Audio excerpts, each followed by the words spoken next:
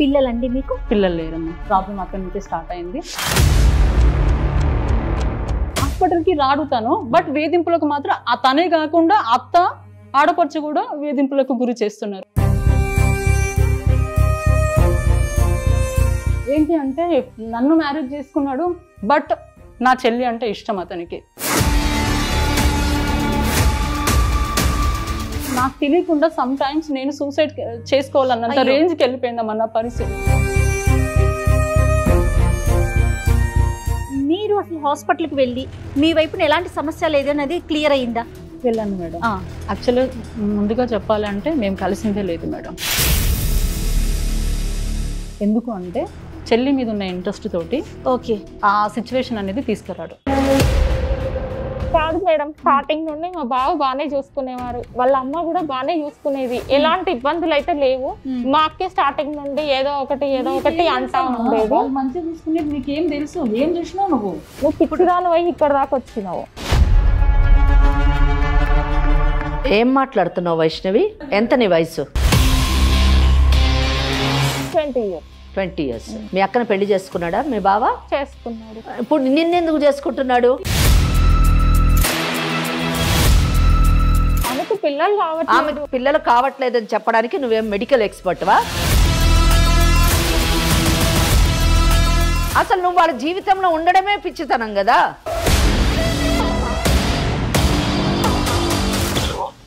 ఎక్కడున్నారండి? బయట ఉన్నా. ఏం కాల్ చేసావు? ఎక్కడికి వెళ్ళారో కనుక్కుందామని చేసి. ఏ నా వెనక డిటెక్టివ్ లో పెట్టాల్సిందే నువ్వు. డాక్టర్ ఏం చెప్పింది? నీలో ప్రాబ్లం ఉందని. లేదు, నేను హాస్పిటల్కి వెళ్ళి చెక్ చేయించుకున్నాను, నాలో ఎలాంటి ప్రాబ్లం లేదు. మీరు ఇక్కడ దాకా హాస్పిటల్కి రాలేదు కాబట్టి ప్రాబ్లం అంతా మీ దగ్గరే ఉంది. మీ చెల్లికి చెప్పు, నేను పెళ్లి చేసుకుంటాను, హాయిగా ఆ 4 ఎకరాల ల్యాండ్ మనకే. వేసిన అబండాలు, నువ్వు పెట్టిన వేధింపులు అన్నీ తెలుసు. భరించుకుంటా చచ్చిపోదామన్న స్టేజ్కి తీసుకొచ్చావు. కానీ నేను ఇక్కడ మనము ఈ కేసులోని నువ్వు ఏం చేస్తే అది చేసుకో, నా కాలు కింద పడి ఉండాలి అని చెప్పేసి మాట్లాడుతున్నాడు అతను. సరిత హస్బెండ్ కానివ్వండి, వైష్ణవి కానివ్వండి, తెలుసుకోవాల్సినటువంటి విషయం ఏంటంటే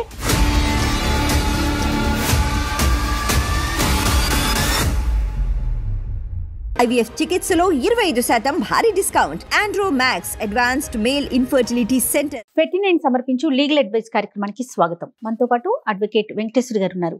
నమస్తే అమ్మా. నమస్తే అండి. సరిత అని ఒక అమ్మాయి మనకు మెయిల్ చేశారు. ఓకే. ఆ అక్క చెల్లెళ్ళకి సంబంధించిన ఒక చిన్న సమస్య.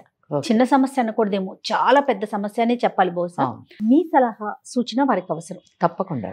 పెళ్ళైపోయిన అమ్మాయి చెల్లెలు భవిష్యత్తు బాగుండాలి, చెల్లి గనక ఈ పెళ్లి చేసుకుంటే తన జీవితం సర్వనాశనం అయిపోతుంది మేడం, ఖచ్చితంగా మన అడ్వకేట్ వెంకటేశ్వర గారితో నాకు ఒక అడ్వైస్ ఇప్పించండి అని చెప్పి మన దాకా వచ్చారమ్మా. అయితే స్టూడియోకి వచ్చి కూర్చుంటామన్నారు. అందుకని నేను స్టూడియోకి కూడా పిలిపించేసాను. వాళ్ళు మన ముందు కూర్చుని ఉన్నారు. ఇద్దరు కూడా అక్క చెల్లి ఇద్దరు వచ్చారు. సరిత నమస్తే అమ్మా. నమస్తే మేడం. ఓకే. చెల్లి పేరు వైష్ణవి మేడం. కోర్టుల దాకా వెళ్లకుండా ఇక్కడ ఎంతవరకు పరిష్కారం చూపించగలరో మాట్లాడతారు. మీ గురించి ఒక్కసారి వివరంగా చెప్పండి. నా పేరు సరిత అమ్మ. ఓకే. మ్యారేజ్ అయ్యి 6 years అవుతుంది. నాన్న చిన్నప్పుడే చనిపోయారు. ఓకే. అమ్మకి హెల్త్ బాగుండకపోవడంతో అమ్మ ఊర్లోనే ఉంటుంది. అంటే ఏంటి మీ మదర్ కి ఏంటి ప్రాబ్లమ్? అమ్మకి పెరాలసిస్ వచ్చిందమ్మా. మీ నాన్నగారు ఎందుకు చనిపోయారు? నాన్నగారు చిన్నప్పుడే హెల్త్ బాగాలేక చనిపోయారు. ఇంకా అమ్మే మమ్మల్ని చూసుకుంటూ వచ్చింది. ఇప్పుడు నా మ్యారేజ్ అయింది కాబట్టి ఇంకా చెల్లి బాధ్యత అంతా నేను తీసుకున్నాను. ఇద్దరేనండి? సరిత మీ ఇద్దరేనండి? ఇద్దరే అమ్మా. నాతో పాటే ఉంటుందమ్మా. నేను స్కూల్లో టీచర్ గా వర్క్ చేసేదాన్ని. హస్బెండ్ వచ్చేసి మార్బుల్ బిజినెస్ చేస్తున్నాడు. పిల్లలండి మీకు? పిల్లలు లేరమ్మా. ప్రాబ్లం అక్కడి నుంచి స్టార్ట్ అయింది. బాగానే చూసుకుంటున్నాడు. ఓకేలే, బాగానే ఉంది కదా లైఫ్. అంటే ఒక మిడిల్ క్లాస్ ఫ్యామిలీలో ఒక అమ్మాయికి ఉండే కలలు కోరికలు ఏవైతే ఉంటాయో అవన్నీ ఓకే సాగుతున్నాయి అనుకుంటున్న టైంలోనే ఇంకా హస్బెండ్ నుంచి చాలా వేధింపులు. ఏంటి అంటే ఫస్ట్ ఆఫ్ ఆల్ ఆయన ఇంటెన్షన్ వేరు. నన్ను మ్యారేజ్ చేసుకున్నాడు, బట్ నా చెల్లి అంటే ఇష్టం అతనికి. ఆ విషయము నాకు తర్వాత తెలిసింది. అంటే ఒకటి నాకు ఒక చిన్న డౌట్ ఉంది జయ ఇక్కడ. ఇప్పుడు మీ పెళ్లి ఎంతకాలం అయింది? 6 years అవుతుంది. 6 years అవుతుంది. మరి మీ పెళ్లి సమయానికి మీ చెల్లెలు వయసు ఎంత ఉంటుంది? 15 సంవత్సరాలు. 10th క్లాస్ అంటున్నారు కాబట్టి 14-15 ఏళ్ళు ఉంటుంది. మరి అతనికి మీ చెల్లెలంటే ఇష్టం ఉండడంలోని కొంచెం సంథింగ్ స్ట్రేంజ్ కనిపిస్తుంది. 14 ఏళ్ల అమ్మాయిని అక్కని పెళ్లి చేసుకొని 14 ఏళ్ల అమ్మాయిని లైక్ చేయడం అన్నది సంథింగ్ స్ట్రేంజ్. ఒకటి నాకు వచ్చిన డౌట్. మీ పెళ్లి సమయానికి మీ నాన్నగారు ఉన్నారా? నాన్నగారు లేరు. నాన్నగారు అప్పటికే సరే. మీరు పెద్దలు కుదిర్చిన సంబంధం అమ్మా. ఓకే, మీ మదరే కుదిర్చి చేశారు. అప్పుడు మీ మదర్ హెల్దీగా ఉన్నట్టున్నారు. కొంచెం పర్లేదు. సరే, ఓకే. అయితే మరి ఈ 14 ఏళ్ల అమ్మాయిని మీరు మీతో తీసుకొచ్చేసాను అని చెప్పారు బాధ్యతగా. మరి ఆ అమ్మాయి అంటే ఇష్టం ఉన్నప్పుడు మరి మీరు ఈ అమ్మాయిని మీ ఇంటికి తీసుకొచ్చి ఎలా పెట్టుకున్నారు? స్టార్టింగ్ చాలా బాగా చూసుకున్నారమ్మా. నా చెల్లిని ఒక సొంత చెల్లె, ఒక బిడ్డలాగా చూసుకున్నారు. చూసుకున్నారా? చూసుకున్నట్టు నటించారా? చూసుకున్నారు, నాకు తెలిసి చూసుకున్నారు. బట్ అది నటించారు అనేది నాకు ఇప్పుడు అర్థమైంది. హాస్పిటల్ కి రాడుతాను, బట్ వేధింపులకు మాత్రం తనే కాకుండా అత్త, ఆడపడుచు కూడా వేధింపులకు గురి చేస్తున్నారు. వాళ్ళు కూడా మీతో కలిసి ఉంటారండి? నాకు కలిసే ఉంటారు మా.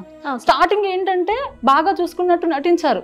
బట్ ఇప్పుడు నాకు ఓవరాల్ గా అర్థమైంది ఏంటి అంటే, నా చెల్లెల మీద ఉన్న ఇష్టంతో కంప్లీట్ గా నన్ను ఒక వంటింటి కుందేలు చేయడమే కాకుండా మానసికంగా, శారీరకంగా హింసించి నాకు తెలియకుండా సమ్ టైమ్స్ నేను సూసైడ్ చేసుకోవాలన్నంత రేంజ్కి వెళ్ళిపోయిందమ్మన్న పరిస్థితి.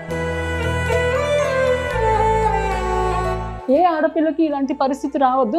అంటే ఇక్కడ ఎట్లా ఉంది అంటే, సొసైటీలో పిల్లలు కాలేదు గొడ్రాలుగా క్రియేట్ చేయడమే కాకుండా నా ప్లేస్ లో నా సొంత చెల్లెని తీసుకురావడం అనేది అసలు ఒక ఆడది భరించలేని పరిస్థితి అమ్మా ఇది.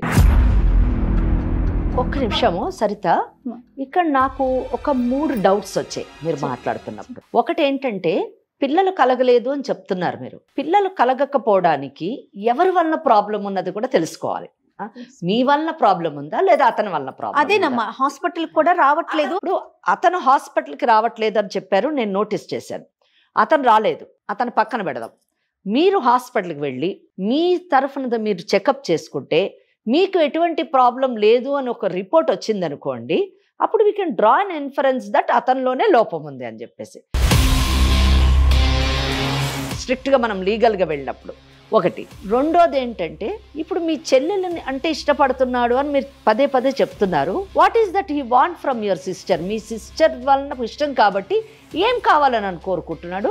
ఏ విధంగా మిమ్మల్ని హింసిస్తున్నాడు? అంటే ఏ విధంగా అంటే కొట్టడము, తిట్టడము, నన్ను మెంటలీ అండ్ ఫిజికలీ అబ్యూస్ చేస్తున్నాడు అని అంటే అది విత్ ఇన్ సొసైటీ యాక్సెప్ట్ చేసేటట్టుందా, లీగల్ పారామీటర్స్ లో ఉందా లేదా అన్నది మనం ఇక్కడ మాట్లాడాల్సినటువంటి విషయం. సో ఈ డౌట్స్ నాకు క్లారిఫై చేయాలి మీరు. కంప్లీట్ గా ఇంట్లో హౌస్ అరెస్ట్ చేసేసాడు. ఓకే, బయట ప్రపంచానికి వెళ్ళొద్దు. యాక్చువల్లీ నేను టీచింగ్ ఫీల్డ్ చేసేదాన్ని. నన్ను ఎప్పుడైతే తను ప్లాన్ చేశాడో అప్పటి నుంచి నన్ను ఇంకా బయటకు వెళ్ళనివ్వకుండా చేసేసాడు. ఓకే, ఇప్పుడు చెల్లెల్ని కూడా బయటకు తీసుకెళ్ళిపోతాడు. అంటే నేను ఏమనుకునేదాన్ని, నా చెల్లెలు అంటే తను ఒక సొంత చెల్లెలాగా, ఒక బిడ్డలాగా చూసుకుంటున్నాడు కదా అని నమ్మి నేను అలా పంపించాను. చివరికి వచ్చేటప్పటికి ఇలాగ వచ్చింది అనేది నాకు తర్వాత అర్థమైంది. నా దగ్గర ఓపెన్ అయిపోయాడు. ఇంకొకటి ఏంటంటే, ఏమని, నేను నీ చెల్లెల్ని పెళ్లి చేసుకుంటా. ఇది ఎట్లా అంటే అమ్మా అసలు భరించడానికి. మీరు అసలు హాస్పిటల్కి వెళ్ళి మీ వైపున ఎలాంటి సమస్య లేదన్నది క్లియర్ అయిందా? వెళ్ళాను మేడం. యాక్చువల్గా ముందుగా చెప్పాలంటే మేము కలిసిందే లేదు మేడం.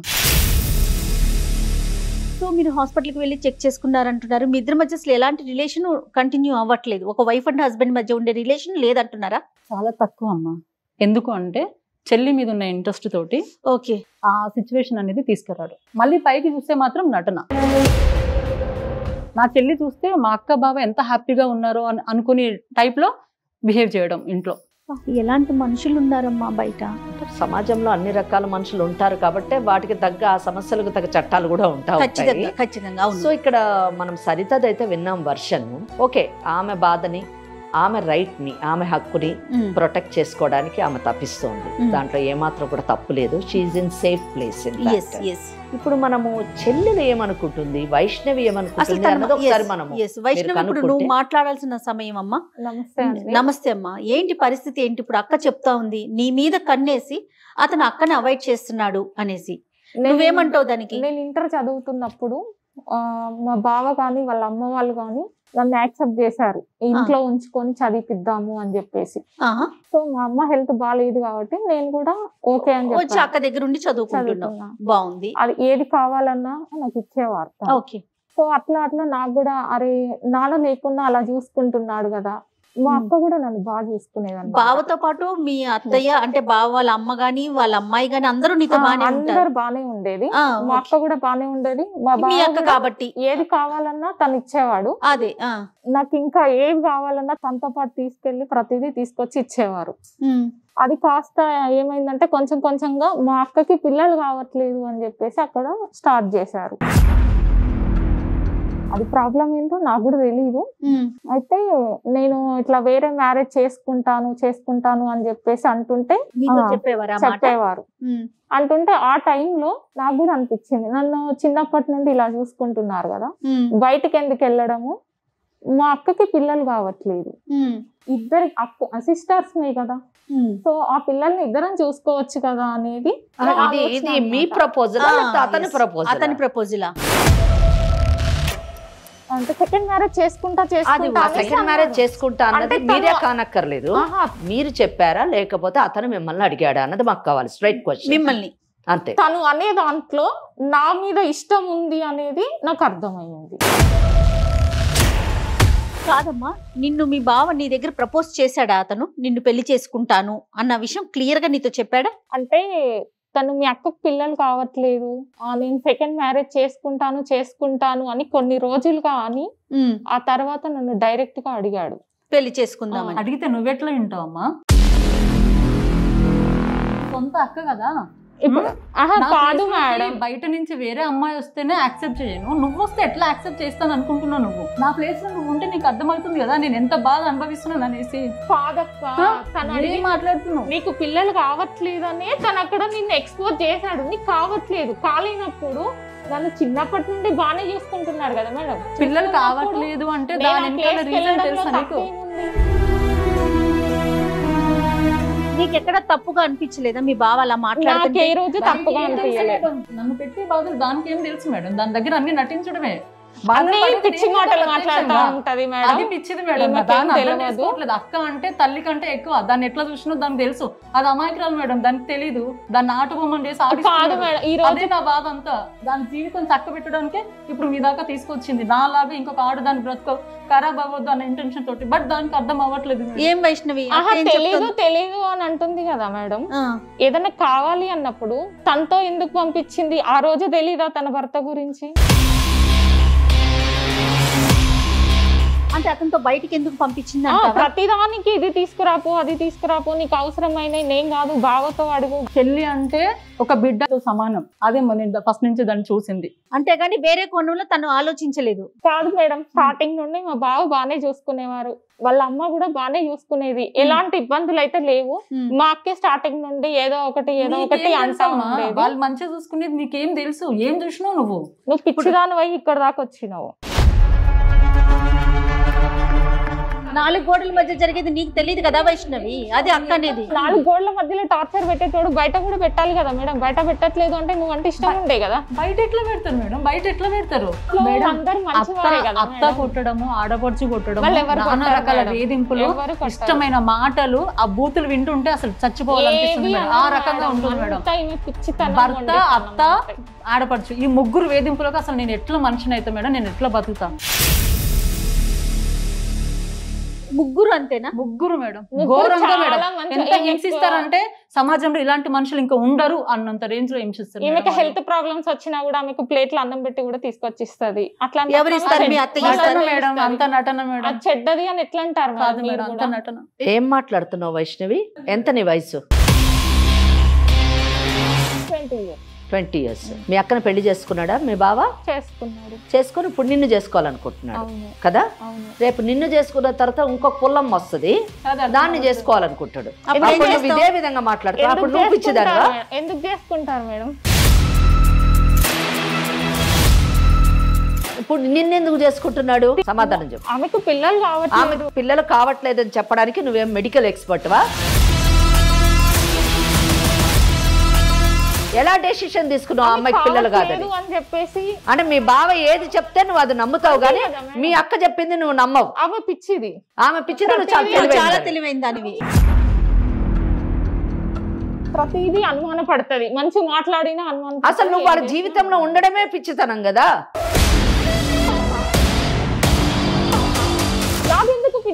ఎందుకు ఉండాలి నువ్వు ఎవరు వాళ్ళ జీవితంలో ఉండడానికి? అంటే నువ్వు మీ అక్కని నిన్ను పెంచినటువంటి అక్కని పిచ్చిదాన్ని అంట. తీసుకొచ్చింది అంటే బావని పెళ్లి చేసుకోమని తీసుకొచ్చిందా వైష్ణవి? చెల్లికి ఒక బంగారు భవిష్యత్తు ఇద్దామని తీసుకొస్తే ఇది మేడం. అసలు అతని క్యారెక్టర్ ఏంటమ్మా ఒకసారి చెప్పు. అంటే ఇప్పుడు మీకు 4 గోడల మధ్య జరిగేది ఆ పిల్లకి తెలీదు, సమాజానికి తెలీదు. ఈ బాధలలో మేడం నేను ఏ రేంజ్కి వెళ్ళిపోతున్నానంటే ఇంకా చచ్చిపోతే అయిపోతుంది, వద్దు అనుకుంటున్నాను. ఎందుకంటే చెల్లెలు అమాయకురాలు మేడం. నేను తీసుకొచ్చిన పర్పస్ ఏంటంటే చెల్లెని ఒక ఇంటి దాన్ని చెల్లి నా బాధ్యతను నిర్వర్తించాలి, మంచి జీవితం ఇవ్వాలని తనకి. చాలా సార్లు చచ్చిపోవాలని కూడా అనిపించింది మేడం. అయ్యో అట్లా అలాంటి నిర్ణయాలు తీసుకోకూడదమ్మా. కాదు సార్, అంత బాధ ఎందుకు పడుతున్నారు మీరు? నాకు అర్థం కావట్లేదు. వాళ్ళు పెట్టే హింస అంత ఘోరంగా ఉంటుంది మేడం. అది అనుభవించే వాళ్ళకి మాత్రమే తెలుస్తుంది. నేను చచ్చిపోతే నా చెల్లెలు అనాథ అయిపోతుంది అన్న ఒక బాధ ఇక్కడ దాకా తీసుకొచ్చింది మేడం. ఎందుకంటే నా బతికి ఎలాగో ఇట్లా అయిపోయింది, కనీసం దాని జీవితం అన్నా మంచిగా వెళ్ళాలనేది ఇంటెన్షన్ తోటి. నేనైతే ఒక కన్క్లూషన్కి నిజానికి వచ్చేసాను. ఏమనంటే చెల్లెలు మాత్రం చాలా immatured, at the same time చాలా సెల్ఫిష్ కూడా. తన గురించి ఆలోచిస్తుంది కానీ తల్లిలాగా తన బాధ్యతను స్వీకరించినటువంటి అక్క గురించి ఏమాత్రం కూడా ఆలోచించకపోవడం చాలా దురదృష్టం. ఇటువంటి క్యారెక్టర్స్ కూడా సమాజంలో ఉంటారు అన్నది మనకి ఈ కేసులోని మనకు అర్థమవుతుంది. ఆ అమ్మాయి అసలు వాస్తవాన్ని తెలుసుకొని ఒక చెల్లెలుగా తన బాధ్యత ఏంటి, తను ఏ విధంగా అక్కకి ప్రొటెక్షన్ ఇవ్వాలి, అక్క యొక్క హక్కుల్ని కాపాడాలి అన్న దిశలోనే ఆలోచించేటట్టుగా మనము కౌన్సిలింగ్ చెయ్యాలి. అక్కనే పిచ్చిది అంటుంది, లోపల ఏం జరిగేది అన్నది తను యాక్సెప్ట్ చేయడానికి సిద్ధంగా లేదు. పిల్ల అయ్యుండి కాదమ్మా, సమస్య ఎక్కడుంది, అసలు ఒక హాస్పిటల్ కి వెళ్ళాలి, ఇద్దరు చూపించుకోవాలి, నిజంగా సమస్య ఉందా, దానికి ఏమైనా సొల్యూషన్ ఉందా, అటువైపు ఎందుకు ఆలోచించట్లేదు వైష్ణవి నువ్వు? అంటే నీకు కూడా ఇష్టం మీ బావంటే, అంతేగా? ఇష్టమే, నన్ను చిన్నప్పటి నుండి బాగానే చూసుకున్నాడు కాబట్టి నాకు కూడా ఇష్టమే. బావతో మాట్లాడండి అసలు ఒకసారి. అంటే అతను ఏమంటాడు, ఆయన ఇందాక వచ్చింది మేడం, అది ఇంట్లో సాల్వ్ అవ్వాల్సిన ప్రాబ్లం ఇక్కడ దాకా వచ్చింది అంతే. థర్డ్ పర్సన్ గా వాళ్ళ జీవితాల్లో ప్రవేశించి నేను అక్కడ కూర్చుంటాను అంటే దట్ ఈస్ నాట్ ప్రాపర్. సమాజం కానివ్వండి, చట్టం కానివ్వండి యాక్సెప్ట్ చేయదు. కనుక ఫస్ట్ మీరు అతనితో మాట్లాడిపించండి. సరే ఒకసారి నువ్వు కాల్ చేయమ్మా, మేమెవ్వరూ లేనట్టుగా నువ్వు ఒక్కదానివే మాట్లాడుతున్నట్టుగా ఒకసారి మాట్లాడు. అతని నిజ స్వరూపం ఏంటో అందరికీ తెలుస్తుంది. నేను ఇక్కడికి రావడానికి కూడా అదే రీజన్ చేస్తాను. చెయ్యమ్మా. నన్ను బ్యాడ్ చేయడానికే ఇక్కడికి తీసుకొచ్చావు అక్క, షాపింగ్ అని తీసుకొచ్చి ఇక్కడ కూర్చోబెట్టావు. నిన్న ఇక్కడ ఒక మెంటల్ హాస్పిటల్లో వేయాల్సింది. నువ్వు ఇక్కడ రావడం ఏదో రాంగ్ ప్లేస్ కి రాలేదు. ఇక్కడ ఉన్న వాళ్ళు ఎవరైనా పిచ్చోళ్ళు మెంటలోళ్ళు కాదు, అర్థమైందా? నువ్వు ఒక్క విషయం గుర్తుపెట్టుకో, మీ అక్క నిన్ను ఇక్కడ తీసుకొచ్చింది నిన్ను బ్యాడ్ చేయడానికి కాదు, నీ జీవితాన్ని సరి చేయడానికి. ఫోన్ చేస్తాను, అట్లాగే మాట్లాడుతుంది కానీ నువ్వు కాల్ చేయి. హలో, ఎక్కడున్నారండి? బయట ఉన్నా. ఏం కాల్ చేసావు? అదే ఎక్కడున్నారు, ఎక్కడికి వెళ్ళారో కనుక్కుందామని చేశాను ఊరికనే. నా వెనక డిటెక్టివ్ లో పెట్టాల్సిందే నువ్వు. అది మీరు కదా చేయాల్సింది, నేనెందుకు చేస్తాను? నేను క్యాజువల్ గా చేశాను మీరు ఎక్కడికి వెళ్ళారు అని. ఏదో వచ్చి బయటకు వచ్చా నేను, దానికి మాటి కాల్ చేసి ఎక్కడ ఉన్నావు అని అడగాల. ఇప్పుడే చేశానండి నేను కాల్, జస్ట్ వన్ టైమే. సర్లే, ఏంటి వైష్ణవ్ ఎక్కడ? వైష్ణవ్ నాతోనే ఉంది, షాపింగ్ కి వచ్చాము. ఎందుకు తీసుకెళ్ళావు? నేను తీసుకెళ్తా అన్నానుగా. నా చెల్లెని నేను తీసుకురాకూడదా షాపింగ్ కి? నువ్వు తీసుకెళ్లేదంటే నేను తీసుకెళ్తా దాన్ని.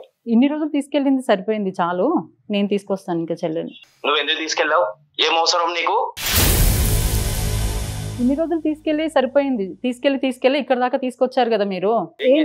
ఏం చేయాలో అన్ని చేసిరు. నాకు ఎన్ని రకాలుగా ప్రాబ్లమ్స్ ఫేస్ చేస్తున్నానో నాకు తెలుసు, నన్ను ఎన్ని రకాలుగా వేధింపులకు గురి చేస్తున్నారో నాకు తెలుసు.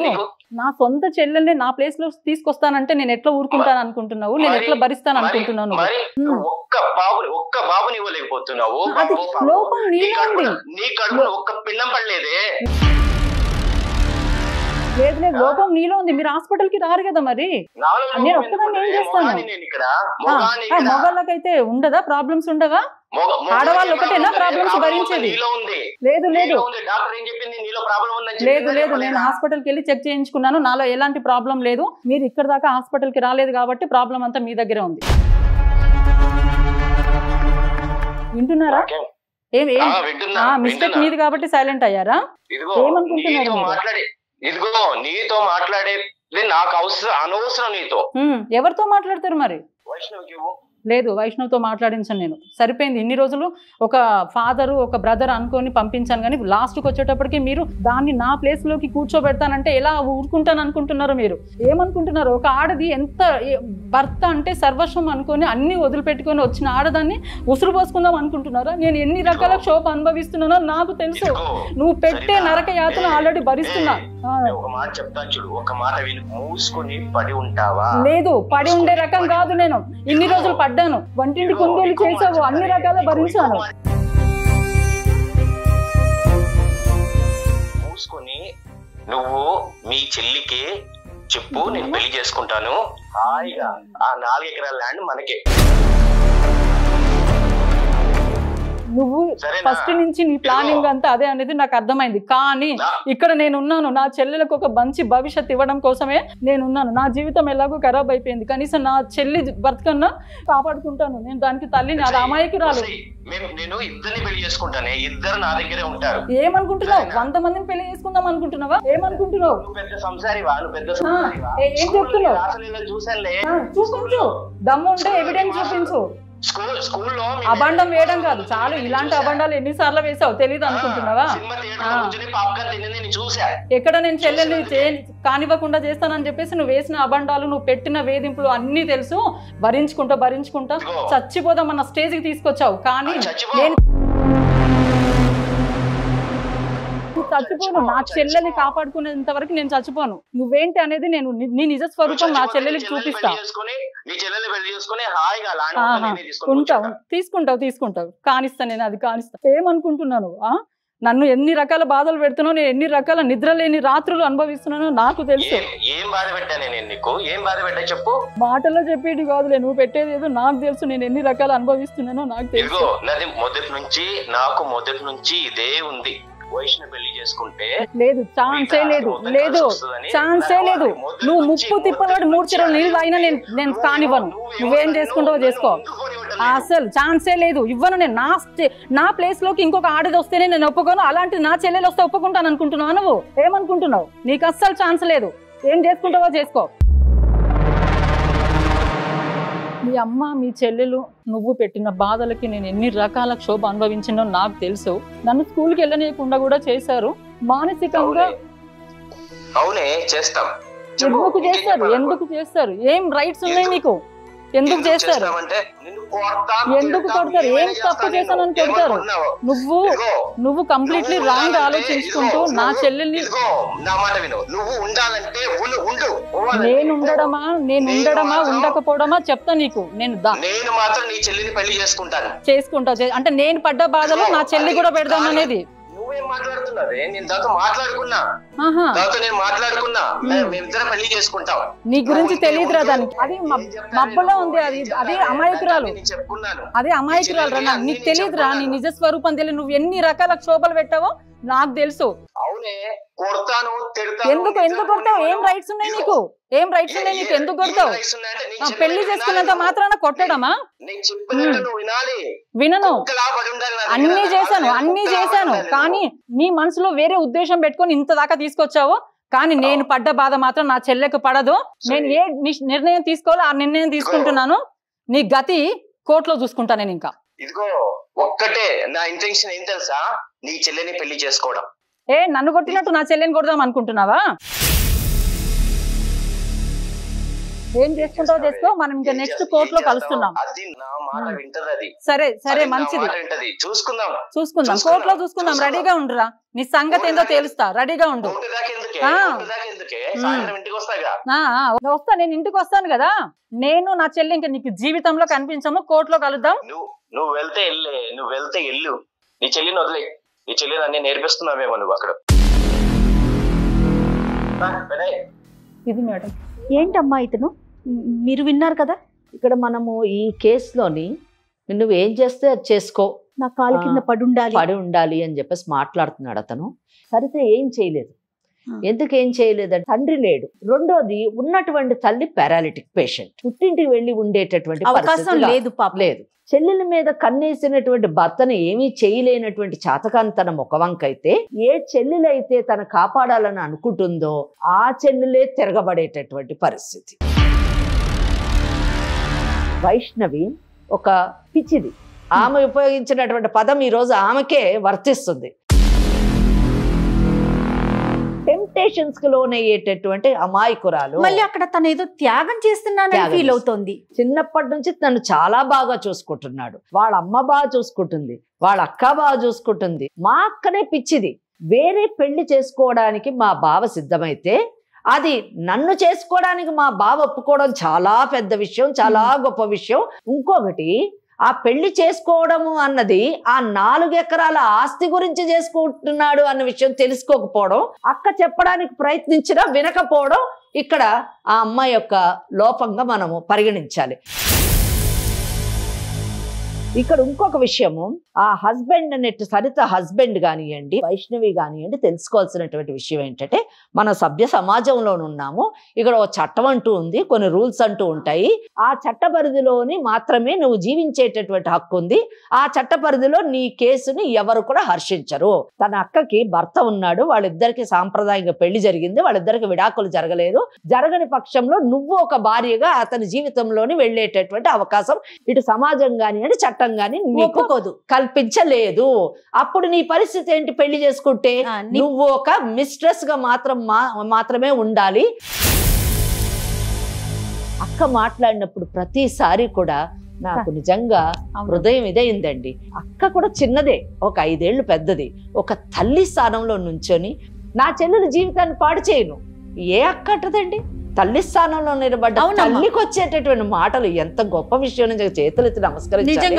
అటువంటి అక్కని చెల్లెలు అయ్యుండి పిచ్చిది, నిన్ను మెంటల్ హాస్పిటల్ పంపించాలి అనడం నీ కుసంస్కారానికి, నీ చదువు ఇంకెందుకు చెప్పండి. నేనైతే వైష్ణవికి ఒకటే చెప్పాలనుకుంటున్నా, నువ్వు తీసుకున్న నిర్ణయం తప్పు. Please go back. నీకేం తక్కువ ఉంది? నువ్వు చక్కగా బ్రహ్మాండంగా పెళ్లి చేస్తుంది మీ అక్క, నువ్వు బ్రహ్మాండమైన జీవితాన్ని జీవించవచ్చు. వైష్ణవి విన్నావుగా? ఏమో మేడం, నాకు అసలు ఏం అర్థం కావట్లేదు. దానికి ఏం తెలియదు మేడం, చాలా మంచిరాలు. సారీ అక్క, ఇంకెప్పుడు అలా చెయ్యను. ఇప్పటికైనా అర్థం చేసుకుంటే అంతకు మించి ఇంకేం లేదు మేడం. నాకు మాటలు కూడా రావట్లేదు. అంటే ఒక అక్క చెల్లెళ్ళు తోడబుట్టిన తోడు బ్లడ్ రిలేషన్ లో ఇలాంటి బాధ మాత్రం సమాజంలో ఎవ్వరికీ రావద్దు మేడం. ఇంకెవరైనా ఇలాంటి తప్పు చేస్తే ఈ తప్పు చెయ్యొద్దు అన్న ఇంటెన్షన్ తోటి నేను చదువుకున్నాను, చెల్లెని కూడా చదివిపించాను. మళ్ళీ ఎవరు ఈ బాధ భరించాలి. అలా బాగా చూసుకుంటున్నాడు అని చెప్పేసి నేను కూడా అనుకున్నాను. నీ మాటల్లోనే తెలుస్తుందమ్మా నువ్వు ఎంత అమాయకంగా ఆలోచిస్తున్నావు, ఎంత మెచ్యూరిటీ లోనైంది. అది తను అలా చేస్తాడని నేను కూడా అనుకోలేదు కదా మేడం. అదే కదా జీవితం జరిగితే నేను ఎలా ఊరుకుంటాను మేడం? నేను కూడా ఊరుకోలేను కదా. తనకి ఏం చేయాలో అది చేస్తాం. అతనికి మాత్రం కఠిన శిక్ష పడాలి మేడం. అలాంటి వాళ్ళు బయట తిరగకూడదు మేడం. ఇంకొక అమ్మాయికి ఇలాంటి జీవితం రాకూడదు. ఇది ఇక్కడికే ఎండ్ అయిపోవాలి మేడం. ఇక్కడ అమ్మాయి రెమెడీ ఒకటి ఏంటంటే, ఫస్ట్ విడాకులకు అప్లై చేయాలి. ఈ కేసులోని section 13(1)(1A of Hindu marriage act ప్రకారం క్రూయాలిటీ, హింసకు లోన్ అవుతుంది కాబట్టి ఫిజికల్ గా, మెంటల్ గా, అలా అంతేకాకుండా వొమనైజింగ్ ఇవన్నీ ఉన్నాయి కాబట్టి ఇవన్నీ పెట్టి క్రూయాలిటీ కింద డైవర్స్కి అప్లై చేయడం. అయితే ఇంటిల్లపాది ఆమెని ఫిజికల్ గా, మెంటల్ గా హెరాస్ చేశారు కాబట్టి దానికి గాను డొమెస్టిక్ వైలెన్స్ యాక్ట్, గృహహింస చట్టాన్ని కూడా ఇన్వోక్ చేయొచ్చు. చేసి అందులోనే ఆమె అన్ని రెమెడీస్ కూడా అడగొచ్చు. ఎందుకంటే ఇక్కడ ఆమె ప్రొటెక్షన్ కూడా కోరుకుంటుంది, తనకి తన చెల్లెలికి ప్రొటెక్షన్ ఇవ్వాలని చెప్పేసి. అలాగే భరణాన్ని కూడా ఆమె అందులో కోరొచ్చు.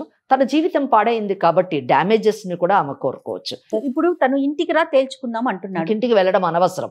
ఎందుకంటే ఇక్కడ ఇంకోటి, ఏ ఊర్లో ఉంటే ఆ ఊరు నుంచి కూడా వాళ్ళ కేసు వేసుకోవచ్చు. వాళ్ళు ఏదో మహబూబ్ నగర్ లోనే ఎక్కడ ఉంటామని చెప్పారు వాళ్ళ మదరు. ఎక్కడమ్మా మీరు ఉండేది? నిజామాబాద్ లో ఉంటామని. నిజామాబాద్కి వెళ్ళిపోయి అక్కడ కేసు వేసుకోవచ్చు చక్కగా. సరేనా? ధైర్యంగా ఉండండి. వైష్ణవి ఓకేనా? Thank you madam. ఓకే అమ్మా, thank you so much. Thank you అమ్మా, థ్యాంక్ యూ సో మచ్ అమ్మా. నమస్తే.